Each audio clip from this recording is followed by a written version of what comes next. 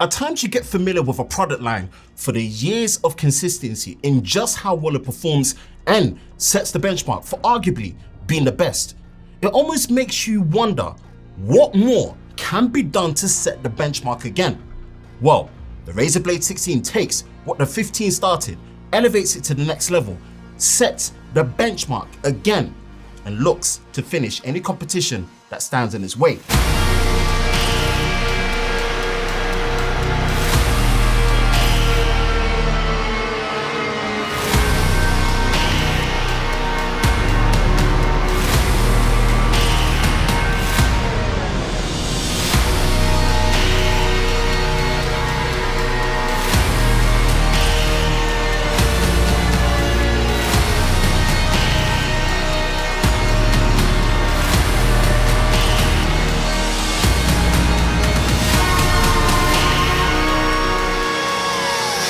The Razer Blade 16 honestly feels like a slap in the face of what a desktop replacement laptop should be when it comes to performance, build, and the quality of the fit and finish, and most importantly, the form factor, because it's a masterclass in packaging with what effectively is the body of a 15-inch laptop with the benefits of a chassis of a 16-inch laptop. Let's start with the design and build quality. Now, it's very easy to take for granted just how excellent Razer laptops are when it comes to build, fit, and finish, because they've been doing it good and right for years, and they've pretty much nearly perfected it, from the unibody single block CNC milled aluminium, all metal chassis, the thin profile at 21mm. The Razer Blade 16 is incredibly compact for the size, and it's as solid as a rock, practically with no flex. I'm always conflicted by the color options of Razer Blade laptops because on one hand, I love the fact that they are probably the only laptop OEM that owns an all black matte finish color to their laptops, and for sure it's definitely my preferred color, but damn, it catches fingerprints like crazy. And yeah, look, charge it to the game, you've got to have a cloth on hand to make sure it stays clean. And the good thing is, Razer actually includes one because, well, they know that it needs it. You know what, to Razer's credit, I'll definitely say that they've improved the coating and finish to handle fingerprints a lot better than before, so I've got to give them their props. Now, as a power user when it comes to creating content and gaming, one thing I've got to appreciate about the Razer Blade 16 is the ports.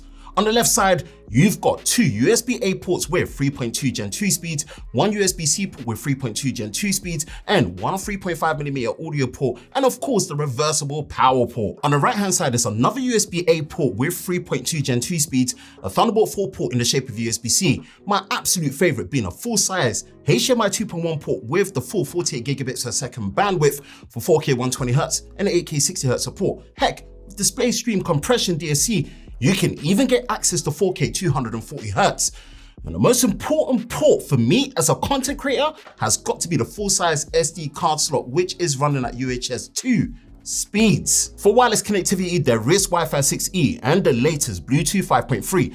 I'll touch more on the power, battery, and cooling later, but for quick reference as to why Razer are able to make the profile and form factor of the Blade 16 very compact is down to the internals with their full vapor chamber cooling system, and also custom fans and materials. And oh, since this is the model with the RTX 4090 GPU, it is using a 95.2 watt-hour battery with the maximum 330 watt power brick to boot. If we take it front and center with the display, this has to be the holy grail of laptop displays and probably display experience overall. Now, I will call out the two obvious things missing with the display, which is touch support and an OLED panel. Apart from that, it's uphill from here because this 16-inch display is something special. Now, I'm usually against having a 4K plus resolution panel on a laptop, but the Blade 16 is working something special here, not seen on any display. It's using a mini LED backlit LCD IPS panel with a 3840 by 2400 resolution thanks to the use of a 16 by 10 aspect ratio, which is so much better for vertical viewing and productivity, and a 120Hz high refresh rate.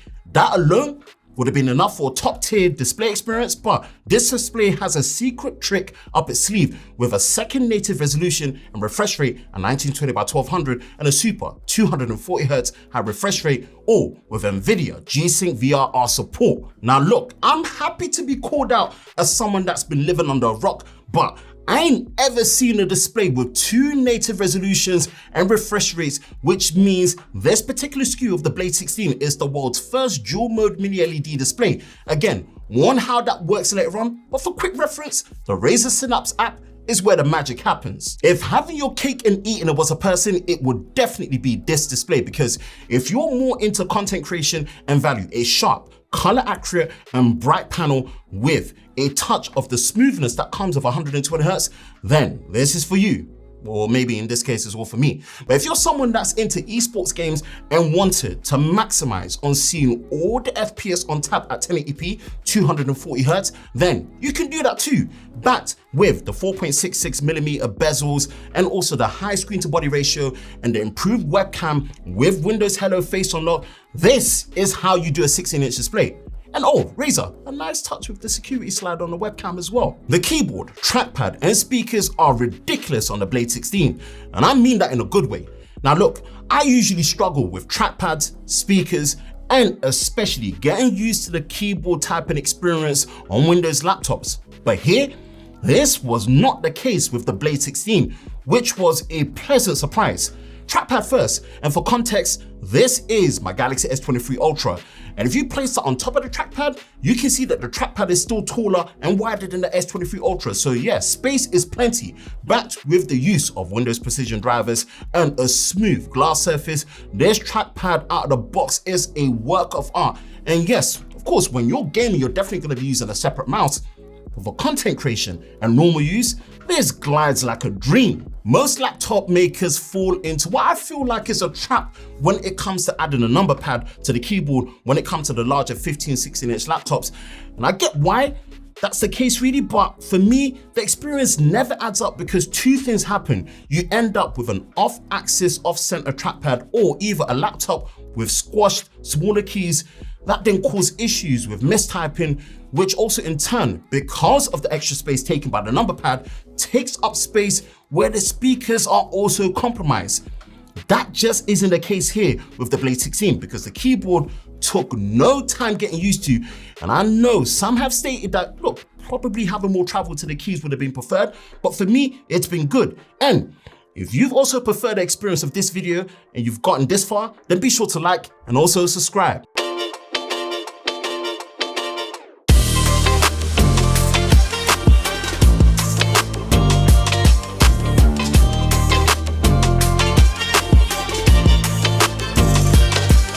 To why the layout of choice for the keyboard makes absolute sense, the loudspeaker experience also benefits from front-facing speakers on the right and left of the keyboard. And it doesn't stop there because the Blade 16 is using 4 high-fidelity speakers tuned with THX spatial audio, and I'm glad to see a Windows laptop maker that actually cares about loudspeaker audio experience. Right, let's talk about the specs and performance because here's where things get ridiculous to the point where this Blade 16 low-key puts the sweat on my own custom-built PC. Now look, there are different configs of the Blade 16 and the model I have here is the absolute top spec with the Intel Core i9-13950HX, 32GB of dual-channel DDR5 RAM at 5600 MHz speeds, which can be upgraded to 64GB at 5200 MHz, 2TB PCI Express Gen 4 SSD, and a pièce de résistance, the NVIDIA RTX 4090 Laptop Edition with 16GB of VRAM. The RTX 4090 Laptop Edition more closely matches the performance of an RTX 4080 desktop GPU. And this is more true of the Blade 16 because in the right conditions, the Blade 16 is working up to a 175 watt TGP. Now, total graphics power is still a lot more important than you think when it comes to actual graphics performance you'll get regardless of whether you have a 50, 60, 70, 80 or 90 model GPU, because without the correct power availability, the performance just ain't happening, and you have to consider the power management and also cooling performance to maintain it. Now look, I recently upgraded to the RTX 4070 in my PC, and this RTX 4090 has me feeling some way. I mentioned it earlier before, the cooling management with the use of a full vapor chamber mixed with the use of custom dual fans with 67 blades for solid and quiet performance, and the use of graphite plus PET materials, taming the beast that is the RTX 4090 and the Intel 13th Gen i9 is a breeze while still allowing for a compact body. Now, the RTX 40 series is special for a reason, and it's really down to NVIDIA's Ada Lovelace architecture, which builds on what the RTX 20 series started with ray tracing, strong raster performance, and also DLSS 3 and AI frame gen, which, with the games that support it, is kinda insane. AV1 encoding alongside NVIDIA's class-leading NVENC encoder, and the generational power efficiency that comes with having a new architecture, and that's something that really benefits laptops, especially with NVIDIA's Max-Q optimizations. The games I tested to see the different generations of DLSS work are Spider-Man Remastered, God of War 2018, and Forza Horizon 5. Now look, there are other legacy modern games that I actually tested that I love to play on PC with, my favorite being Gears 5, Project Cars 2, and Tekken 7 for kind of more of the traditional rasterized rendering experience. Now this is also something that I did with the earlier three mentioned games to pretty much see the difference between DLSS and without DLSS, and techs like DLLA and AI frame gen available that support it, just to really see what's happening in the difference. And for reference, for the performance profile, I set the Blade 16 to the custom mode and turned everything up to 11 when it came to the fan, cooling, and power availability. And also, to be sure, if you didn't know, to get the max performance with a laptop this powerful, you have to make sure you are plugged in using the 330 watt GAN power brick. With that out of the way, here are the performance numbers.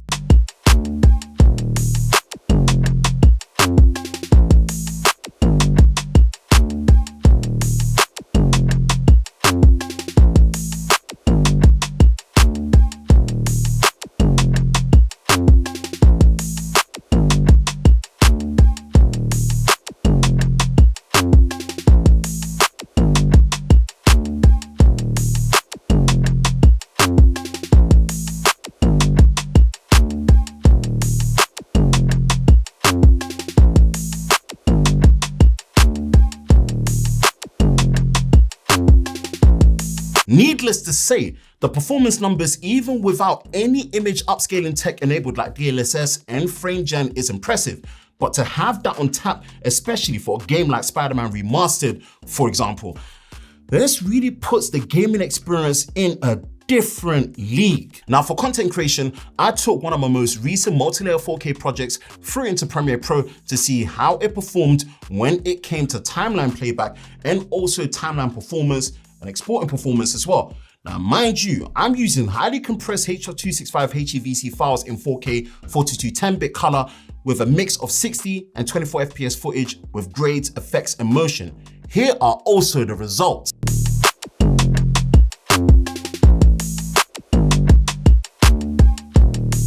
The editing performance impressed me more than I thought, and I've had let's just say, a not so happy experience when editing on Windows laptops, especially unplugged.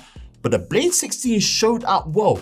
And in fact, this very video of the Blade 16 is being edited on the Blade 16. This then leads into the software. And of course, this is running Windows 11 using a Home Edition, which compared to Windows 10, actually seems to be getting a lot of love when it comes to regular updates and new core features to the user experience. But you know what, to save the video for me too long, we're gonna focus more on the Razer Synapse application, because this, as mentioned earlier, is where a lot of the magic happens when it comes to giving you access to things like being able to change between the two native resolution and refresh rates, which, as a heads up, it is going to need a whole Windows restart each time you choose a native resolution, display mode, and refresh rate to use. And if you're familiar with the Synapse app, then you will feel right at home. But for me, the most important is the performance modes, which can be cycled through using the function and P keys. And when plugged in, you've got the option of balanced, silence, and also custom. Now, for the custom mode with the CPU on boost, with overclocking disabled and the GPU set to high, and also the max fan speed toggle enabled, this does indeed get loud, but you know what? It's not the kind of loud that I would actually call absolutely annoying, but very well managed And of course, if you're in the balance mode, the performance is actually still reasonable and great, and the acoustics are much better. Now, when it comes to battery life, it's an interesting one with the Blade 16 because as stated earlier, it's packing a 95.2 watt-hour battery and does come with the included 330 watt GAN charger.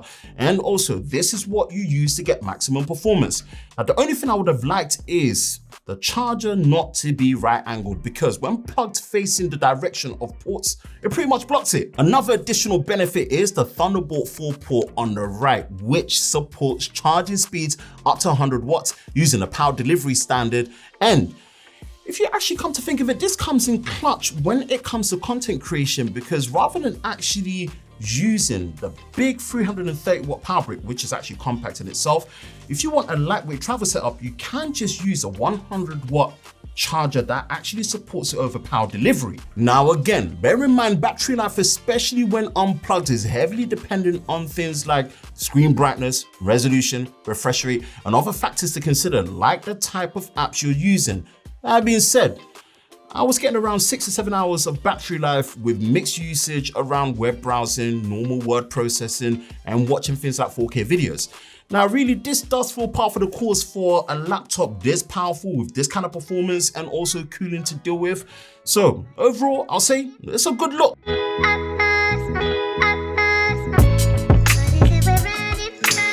The only real Achilles heel I can call out when it comes to the Razer Blade 16 is the price, because with a starting price of £2,699 up to £4,399 for the RTX 4090 model, this is not for the small-time and faint-hearted when it comes to wanting a portable desktop replacement.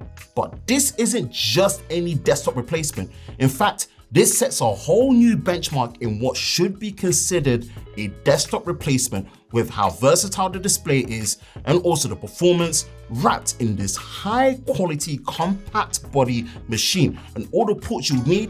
It definitely makes a strong case as to why it's commanding the asking price. Money aside, the Razer Blade 16 is a masterpiece.